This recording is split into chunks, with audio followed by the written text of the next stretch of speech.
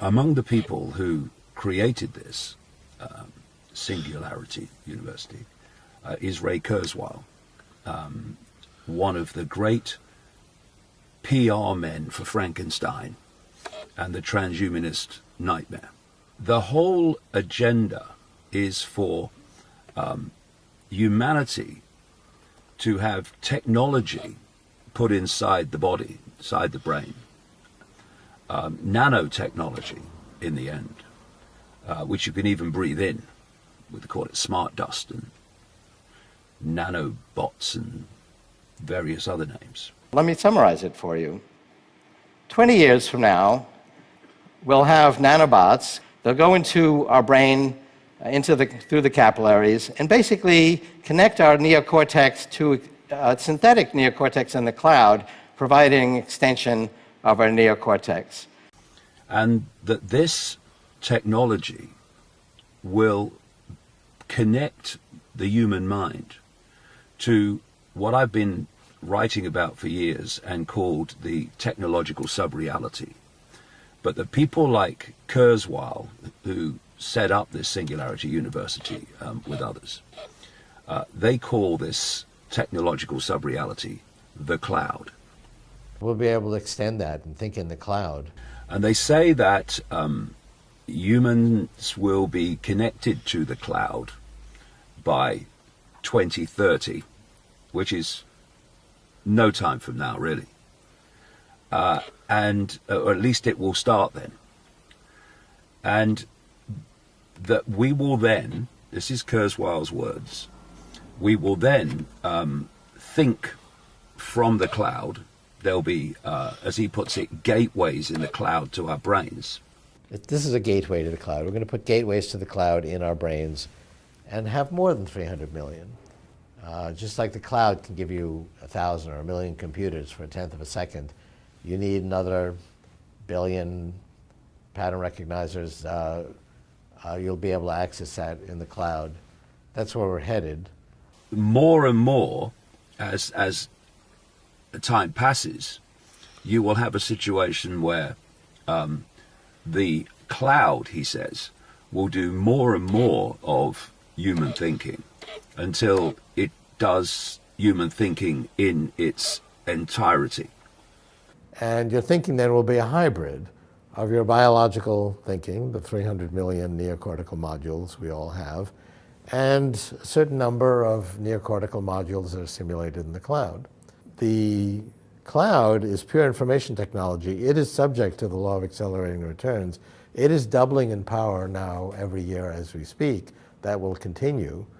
Ultimately, our thinking will be predominated by the synthetic neocortex. It's going to ultimately be so powerful and so smart, it'll be able to fully understand the biological part and model it and back it up. So what we're looking at behind this whole agenda is the complete hijacking of the human conscious mind and immediate subconscious mind by those that control the cloud, and that will be artificial intelligence, which will, of course, have the agenda that it is programmed or it chooses to have, if you go really deep into this nature of what AI really is.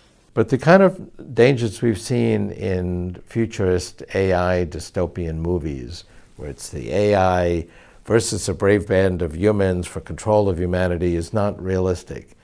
The idea that we're merging with AI is not some concept in the future. It's happening now. So at that point, we are a hybrid, but the hybrid is largely becomes sort of cloud-based, as we go into the 2040s. That's really the singularity,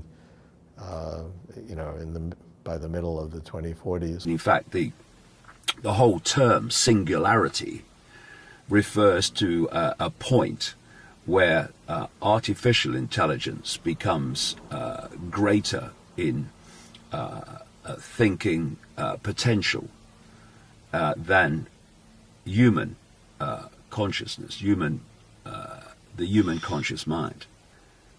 And they're being open about it because they're trying to sell it as making people superhuman.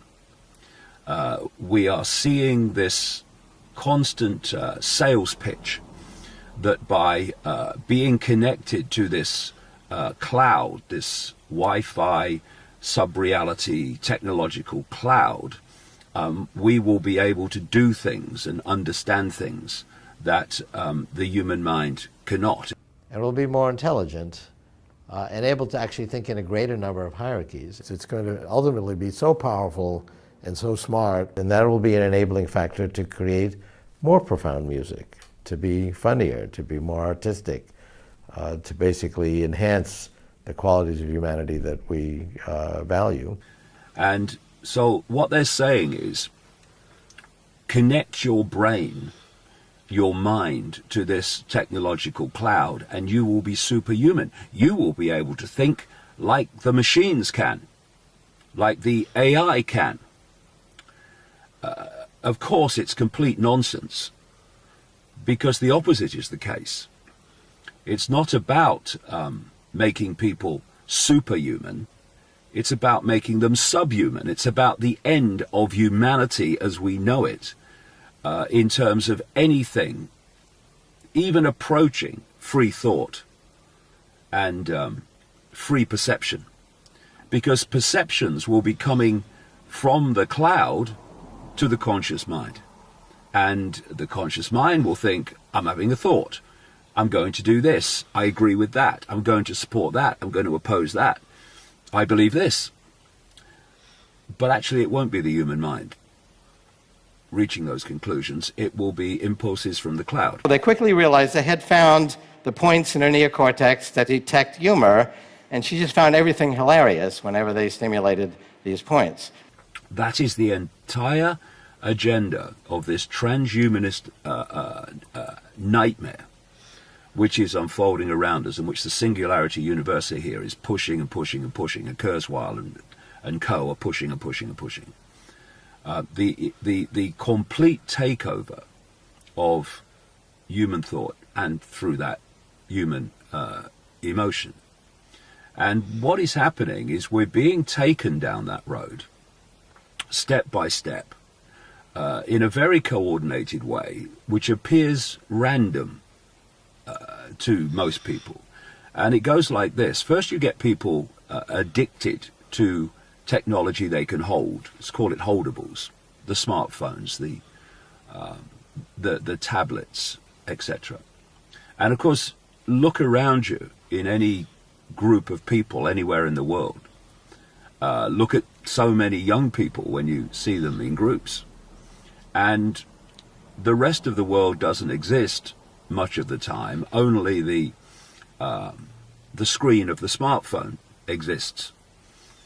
As the human mind becomes more and more attached in terms of focus and focus of attention upon, in effect, an expression of the cloud. Batteries run out. And then the next stage, and we're well into that, has been to get technology on the body, because that's, of course, the next step to getting in the body. And so we have this term now, wearables. These are your smartwatches, your Bluetooth, your Google Glass, etc. So get the technology now out of the hand and onto the body in a way where you actually wear it through the day. And what we're already seeing is the next stage, and the stage they've been manipulating humanity into from the start, and that is implantables, where technology is put inside the body. More Swedes are getting chipped every day. Implanting parties are the latest trend in Stockholm. The operation costs about €150, and it's no more painful than having your ears pierced. They see only advantages to it. Very few worry their data could be misused. They have great confidence in their government and authorities. Nothing to hide. I'm kind of trackable already, so it doesn't matter. But I'm not afraid of that. I'm not afraid of that, no. Chip seller Jovan Österlund sees no need for risk analyses. He's certain the trend can't be stopped. He foresees chips implanted not only in hands but in heads too. Anyone not optimized in this way will be left behind. And this is the technology that is designed to be connected to the cloud and thus take over human thinking. So in this NASA research park, so much will be going on so many levels, in so many technological areas, to advance this agenda of the technological control of the human mind. Whether it's the Singularity University here pushing this transhumanist nightmare, or whether it's putting satellites up to beam Wi-Fi to the entire planet. Because of course, if you're going to connect everyone to this cloud, this technological subconscious mind is what they plan it to be for humanity, then you have to have Wi-Fi everywhere.